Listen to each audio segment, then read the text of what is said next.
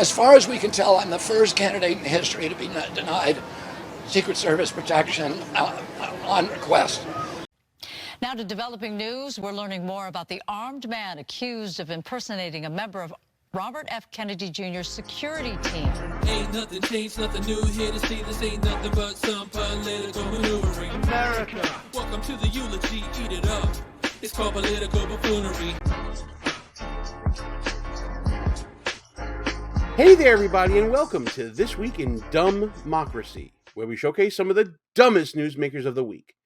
Now, it should be no secret by now, Robert F. Kennedy Jr. is running for president against Joe Biden, seeking the Democratic nomination in 2024. It's certainly been an uphill climb. We saw as much at the weaponization of Government Select Committee. We've seen the DNC stack the deck against him with superdelegates and all these kinds of wacky rules.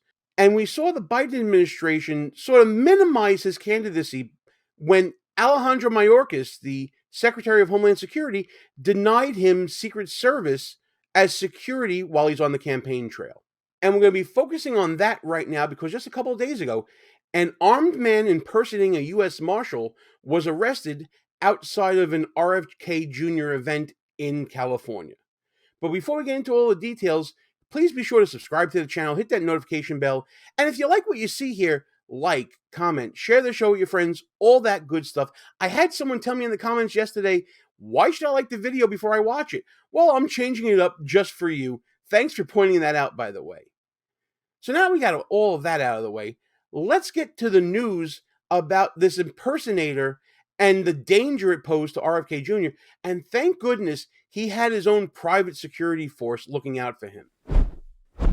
Now to developing news, we're learning more about the armed man accused of impersonating a member of Robert F. Kennedy Jr.'s security team. LAPD arrested 44-year-old Adrian Paul Iceborough. And according to Kennedy's team, police also detained a second man who came to the event with Iceborough. Team Kennedy released this video of a man detained by LAPD. He's wearing a badge on his hip, another around his neck, 2 shoulder holsters, and a shirt that reads Medical Emergency Services. Adrian Paul Iceborough allegedly appeared at a side entrance to the Wilshire Ebell Theater Friday night. According to Robert Kennedy Jr.'s campaign team, Iceborough claimed to be a U.S. Marshal and wanted to be taken to the candidate. The real security team noticed the man carried a handgun and called LAPD. Wow, that's pretty amazing. I would imagine that if RFK Jr. had a Secret Service detail, this guy would have gotten nowhere near as far as he had gotten with private security. I mean, posing as a phony U.S. Marshal for private security is one thing, but to have Secret Service around who are always on their guard, that would have been a completely different story. I doubt this guy would have even tried that with Secret Service. We have a bomb dog. You want to take a look at that bag really quick before you guys get into it? Kennedy's team also claims a backpack had another handgun, multiple knives, and extra ammunition. The team also says LAPD detained a second man who accompanied the prime suspect, but LAPD did not confirm that with Fox 11 News. I'm putting this planet on lockdown. Back in July, Iceborough posted this video on TikTok. He seemed to be dressed similar to what he wore Friday, but here with a gun strapped to his leg. The post suggested Iceborough had revolution on his mind. I need to speak to the Hells Angels. I need to speak to the Mongols. He finished the video with this sentiment. If I don't make it back, call the president, your commander-in-chief, Donald J. Trump. Oh boy, I can totally see Trump getting blamed for this, wacko. I'm sure it's happening as we speak. LAPD arrested Iceborough for carrying a concealed weapon, bail set at $35,000. Well, this incident redoubles the Kennedy campaign's effort to get their candidate Secret Service protection. The Wilshire Ebell Theater is about 2 miles from the location that was the Ambassador Hotel. Kennedy's father was assassinated at the Ambassador in 1968. Oh, wow. Oh, that's chilling. To think that that could have happened again and history repeated itself again like that. Wow. Now, as I said earlier, this probably all could have been avoided if the Biden administration had granted RFK Jr.'s request for Secret Service. But that didn't happen last month, and RFK Jr. detailed this in several different media outlets. Here's one of them. Here's a clip from RFK Jr. at the Iowa State Fair. As far as we can tell, I'm the first candidate in history to be denied Secret Service protection on request. My uncle got Secret Service protection. Teddy got Secret Service protection 441 days out, and he wasn't even running. So President Carter, who he was running against, it was a great personal antipathy between them. And nevertheless, he provided him Secret Service protection. So just to give you some context, one of the reasons that Alejandro Mayorkas denied RFK Jr. the Secret Service detail was because his request came prematurely, as in too far out from the primary. So here's RFK Jr. sort of dispelling that reasoning and showing why he should be entitled to the Secret Service detail. By the way, in the application he made, RFK Jr. submitted a 67-page report and presentation showing why the detail was necessary from a security standpoint. And still, Mayorkas decided in his inimitable wisdom to deny the request. John McCain got it 551 days out. Obama got it 551 days out. Literally, Jesse Jackson, Shirley Chisholm, you go all the way back, John McCain. All of them were given Secret Service protection much farther out than I requested. Oh, the excuse that the White House has given that it's not available until 120 days out is just specious, it's dishonest, it's not true. And there he's explaining the reasoning behind it right there. Now, RFK Jr.'s word is one thing, but I want to go deeper than that. So I looked for some sort of authority on camera discussing the rules concerning the issuance of a Secret Service detail to a candidate. And while there is indeed a process involved, there are also political workarounds that are detailed next. Like what you see so far? Go ahead and smash that thumbs up button. Also, leave us a comment and tell us what you're thinking. And don't forget to subscribe so you never miss another show. So this is an interview with Michael Matranga, who is a former Secret Service agent now in private security, discussing the process by which a candidate would be issued a Secret Service detail. Okay, is he right? Does he have a point? I mean, I know there's the letter of the law in terms of the procedures that the Secret Service follows, but there is some discretion here. There is some discretion. I do think he does have a point. I mean, you have to consider the fact that, not only in 1968 was his father assassinated in the same position in which he's, running for right now, in the same capacity, but his uncle, who was the president of the United States. And so, if you look back at historical data, in 1981, Jesse Jackson was awarded Secret Service protection. At that time, that was the latest any candidate had been awarded Secret Service protection, and then followed by, President Barack Obama, February of 2007, when he announced, and then I was actually on his detail in May 3rd, 2007, when we picked him up. Yes. And so we picked him up 18 months out. So if there's anybody that I think is a candidate, I definitely would say it would be Robert Kennedy Jr. So there you have it, right from someone who was actually there as part of a Secret Service detail for a candidate way out before an election, 18 months out for President Barack Obama, then Senator Obama running as a candidate. I have to question at this point, given this information, whether or not the Biden administration was playing politics in order to marginalize RFK Jr.'s campaign, and whether playing politics exposed RFK Jr. to danger. And when I mean danger, I mean mortal danger. An armed man impersonating police, impersonating a marshal, getting that close to an event near the same place where his father, who was also a presidential candidate, was assassinated. It's scary to think about. And we should note that Donald Trump got it early as well in 2015, as did Ben Carson, of course. He had a moment in that race in 2015 and 2016. Of course, the African-American former surgeon at Johns Hopkins and went on to lead HUD. But there's a process in place. It's basically the Director of Homeland Security, the Secretary of Homeland Security, can consult with congressional leaders. Alejandro Mayorkas, who's in that position, says he did so, and he said in a very terse letter back to Robert F. Kennedy Jr. That he made public, said, sorry, we can't do it for you. So is there going to be pushback there? Is this decision subject to politics? It would seem that it is. I think it is subject to politics, though it should not be. The facts should speak for themselves. But what I think we're seeing here is that we're seeing an unconventional candidate in Robert Kennedy Jr.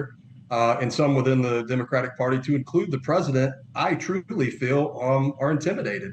And so, at any time the Secretary of Department of Homeland Security or the President of the United States can grant that permission for the Secret Service to pick up Robert F. Kennedy, they just don't want to at this point, I believe. That's very interesting, especially from someone who's been there and done that. Uh, it's a hell of a claim. Although I'm not so sure that they see RFK Jr. as a threat for the nomination, I think now they do think of RFK Jr. as a threat to Joe Biden in that he can hurt Joe Biden publicly by running against him in the primary and soften him up, so to speak, for whoever the eventual Republican nominee is. They don't want to. And why do you think they don't want to? I believe that he's a threat to the president's candidacy. I see. So you think that the president has some say in who gets covered and who doesn't, who gets protected? He absolutely has say in who gets covered and who does not. When I was on President Obama's detail, we were covering staff members who we felt like didn't need protection. And he was the one who granted them the ability to have that protection through the United States Secret Service. It's no secret. Okay, I'm convinced now.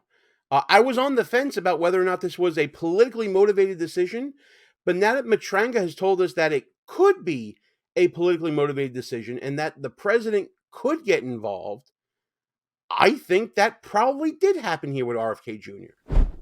Now, the reason why I think that this is politically motivated and not just a matter of resource management or it being premature or whatever else that Mayorkas put into that letter is because of the treatment of RFK Jr. by Democrats and the DNC.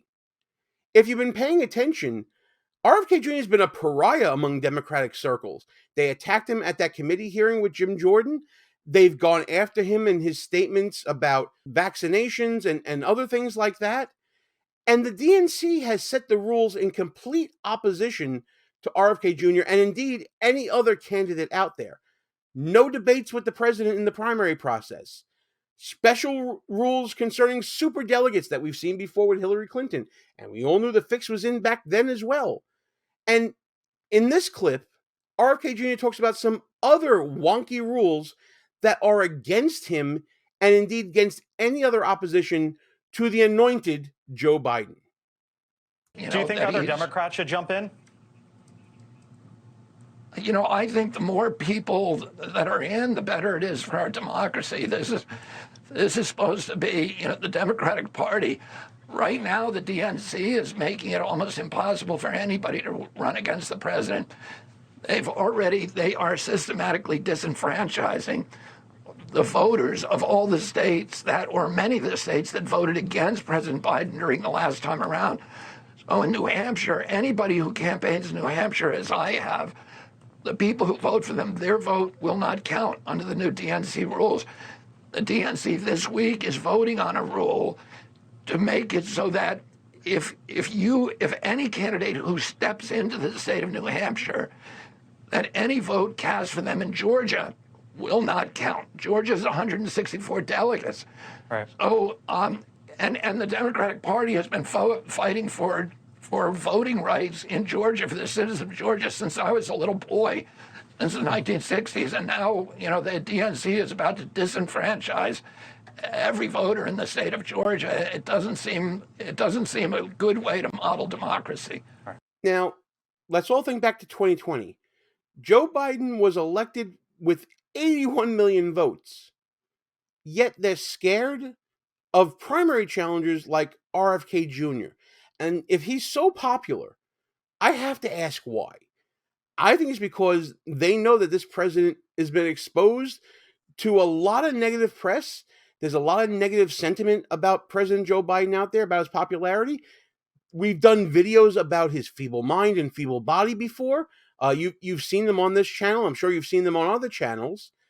And the overall sentiment out there is that I believe that a majority of Democrats would like to see another candidate other than Joe Biden have the nomination. So in order to protect the establishment of the Democrat Party, we're seeing these rules. No debates. these wonky rules that disenfranchise voters in one state if you run in another, which to me sounds completely buffoonish. And of course, the superdelegate, the ultimate insurance protection for incumbency. To me, it all smacks of politics. And I have to wonder now, given all this news, whether or not RFK Jr. was exposed to mortal danger because of politics played by Joe Biden and his administration and his campaign. It's a scary thing to think about, folks. So I've definitely spoken enough on this issue. What do you think? You've seen the evidence I've presented. I want your opinions. Please like, comment, share the show with your friends, all that good stuff. Subscribe to the channel, hit that notification bell. Let me know what you think about RFK Jr.'s candidacy in general if you want. Talk about this issue about him being exposed to danger with this lunatic dressed up as a U.S. Marshal being sussed out by private security. Would he have done the same thing if Secret Service was there? Let me know what you think about all this and any other shenanigans and buffoonery that you see in this or any other video that we've talked about this week in DUMBmocracy.